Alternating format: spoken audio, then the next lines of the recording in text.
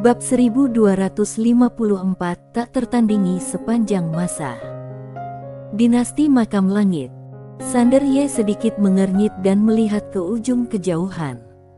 Di ujung pandangannya, seorang pria dan seorang pria paruh baya berjalan perlahan ke arahnya.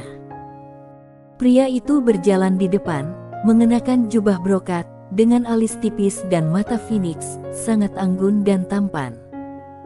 Di belakang pria itu, ada pria paruh baya yang mengenakan jubah lebar. Dia tinggi dan kurus, dan ada kesan keagungan di matanya. Di kota itu, semua orang memperhatikan dua orang yang berjalan mendekat dengan rasa ingin tahu, karena hanya sedikit orang luar yang datang ke kota itu, terkadang hanya satu orang yang datang setiap beberapa tahun. Adapun Sander Ye, orang luar, mereka semua secara tidak sadar mengira bahwa dia berasal dari kota kecil. Bagaimanapun, meskipun kota itu tidak terlalu besar, kota itu juga tidak terlalu kecil.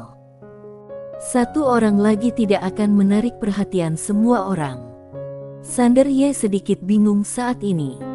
Dinasti Makam Langit. Mungkinkah itu ada hubungannya dengan peradaban Makam Langit?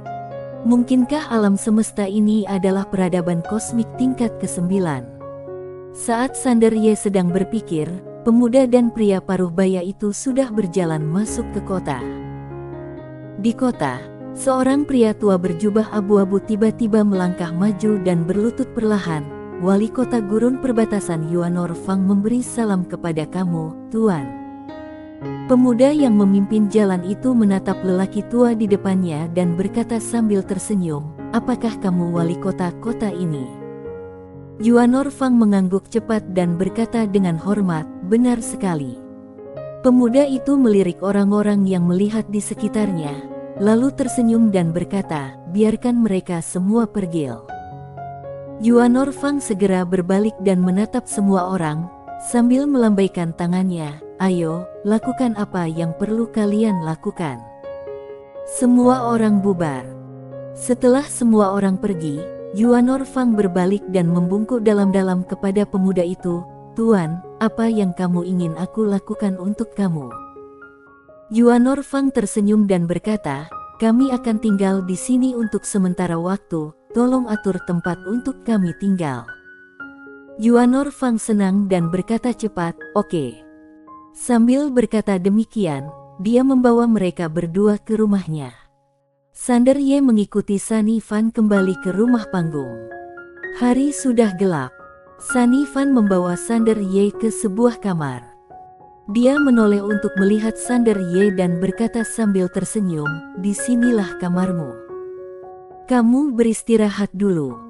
Setelah berkata demikian, dia berbalik dan pergi.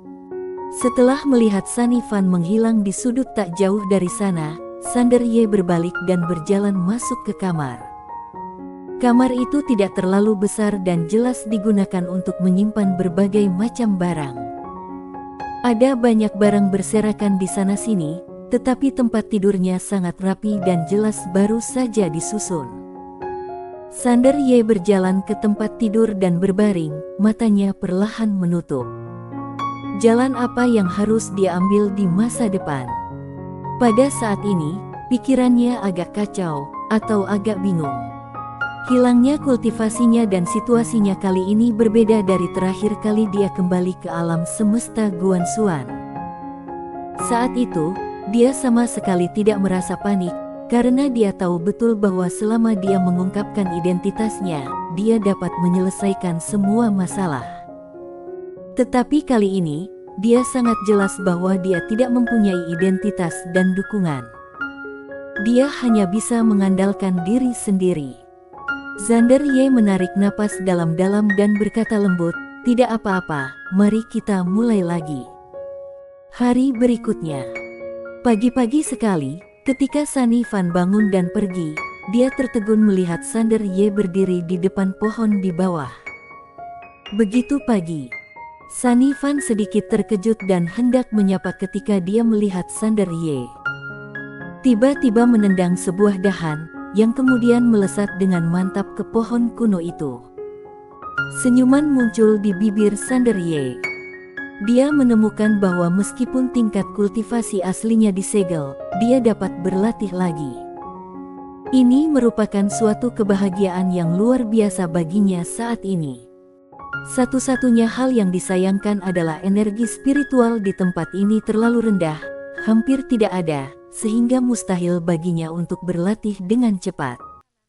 Dia harus menemukan cara untuk keluar dari sini. Kamu sudah bangun. Pada saat ini, suara Sunny Fan tiba-tiba datang dari belakang Sander Ye. Sander Ye menarik kembali pikirannya dan berbalik menatap Sunny Fan. Ya. Sunny Fan melirik pohon kuno yang tidak jauh dari sana, lalu bertanya, apakah kamu pernah berlatih sebelumnya? Sander Ye mengangguk, ya. Sunny Fan bertanya dengan rasa ingin tahu, bisa terbang? Sander Ye tersenyum dan berkata, tentu saja. Mata Sunny Fan berbinar, kalau begitu, bisakah kamu mengajariku? Sander Ye hendak berbicara, tetapi Sunny Fan menggelengkan kepalanya lagi. Tidak, kami hanya bisa berlatih seni bela diri, bukan energi. Sander Ye menghiburnya, akan ada kesempatan di masa depan. Sunny Fan mendesah pelan, ekspresinya muram, siapa yang tahu? Aku akan pergi memasak. Setelah berkata demikian, dia berbalik dan pergi. Adik. Pada saat ini, sebuah suara tiba-tiba datang dari samping. Sander Ye berbalik dan melihat bahwa orang yang memanggilnya adalah pemuda berjubah brokat yang datang ke kota kemarin. Di belakang pria muda berjubah brokat itu adalah pria paruh baya. Sander Ye sedikit bingung, ada apa? Pemuda berjubah brokat itu berkata sambil tersenyum, apakah kamu ingin menjual pedang patah dan pagoda rusak di pinggangmu? Mendengar ini, Sander Ye segera menjadi waspada. Pihak lain benar-benar dapat melihat keistimewaan pedang Kingsuan dan pagoda kecil itu. Alam semesta ini kemungkinan besar adalah peradaban kosmik tingkat ke-9. Pada saat ini, pria berjubah brokat itu tersenyum dan berkata, aku bisa memberi kamu harga yang sangat bagus. Sambil berbicara, dia merentangkan telapak tangannya dan sebuah batangan emas muncul di tangannya. Mata uang kota ini adalah tembaga, perak, dan emas.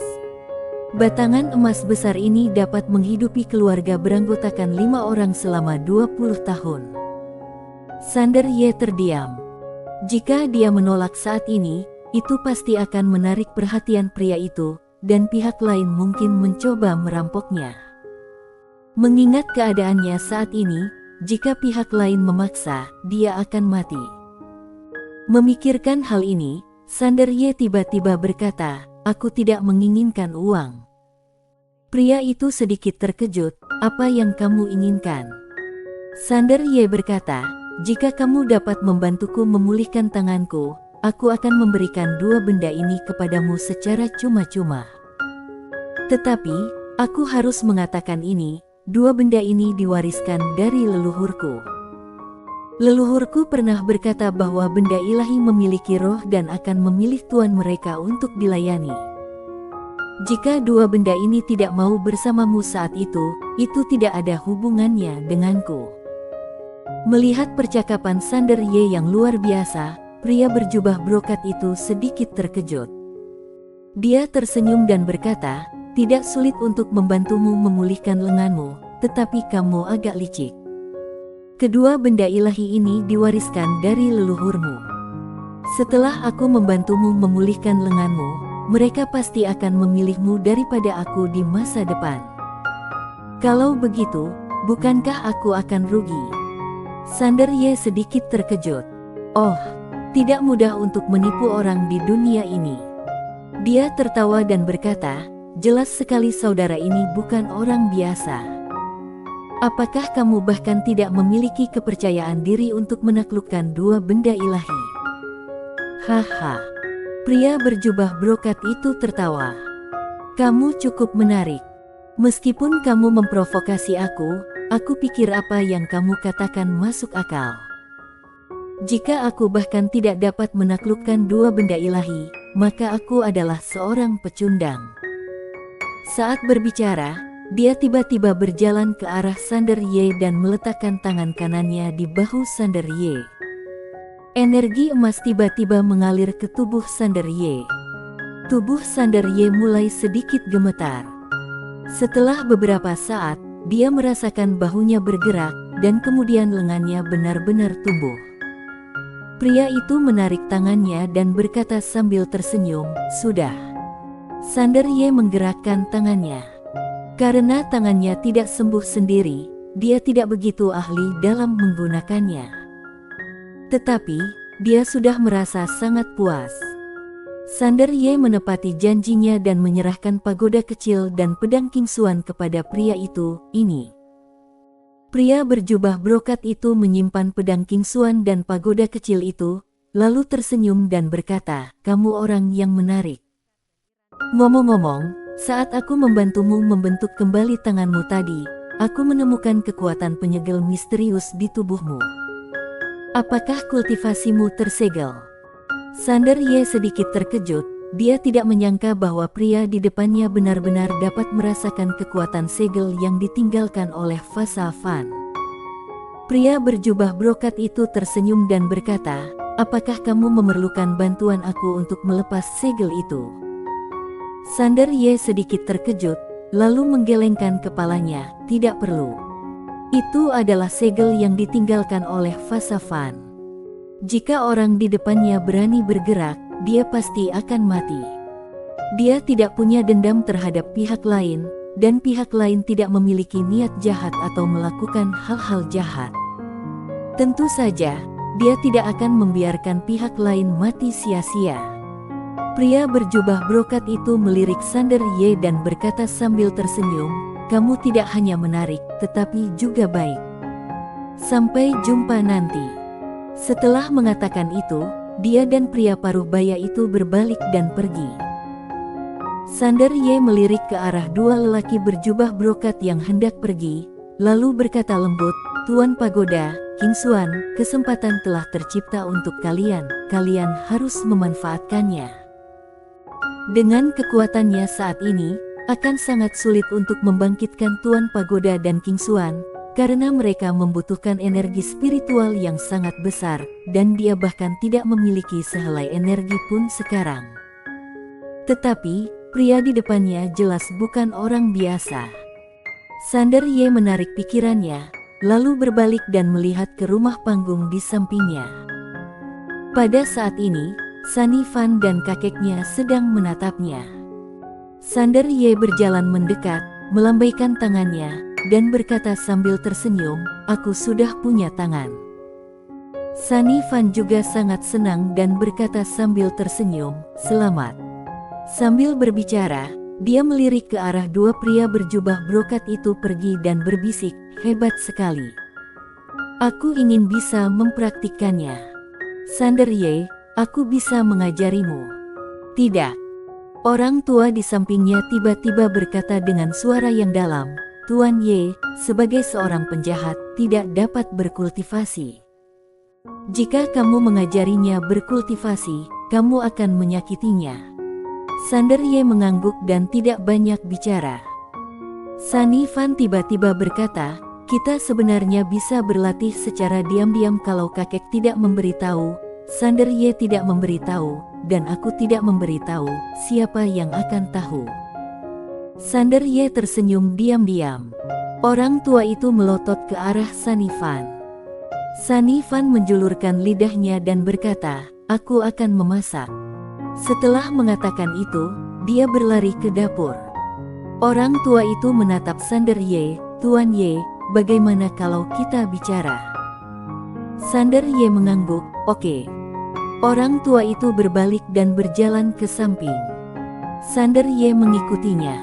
Di sisi lain, pemuda berjubah brokat itu mengantar lelaki paruh baya itu menuju kediamannya. Sepanjang jalan, dia memandangi pedang patah dan pagoda yang rusak di tangannya dengan rasa ingin tahu.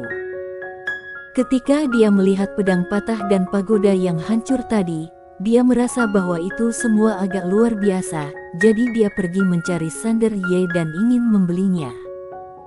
Akan tetapi, Dia tidak dapat melihat kedalaman pedang yang patah dan pagoda yang rusak.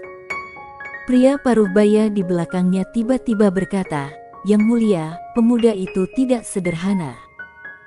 Dia tidak rendah hati atau sombong, dan dia memiliki pikiran yang cerdas. Dia seharusnya tidak berasal dari kota ini." Pemuda berjubah brokat itu mengangguk. Orang itu memang menarik. Alasan mengapa dia setuju untuk menukar kedua benda ilahi ini denganku mungkin karena dia takut aku akan merampasnya dengan paksa.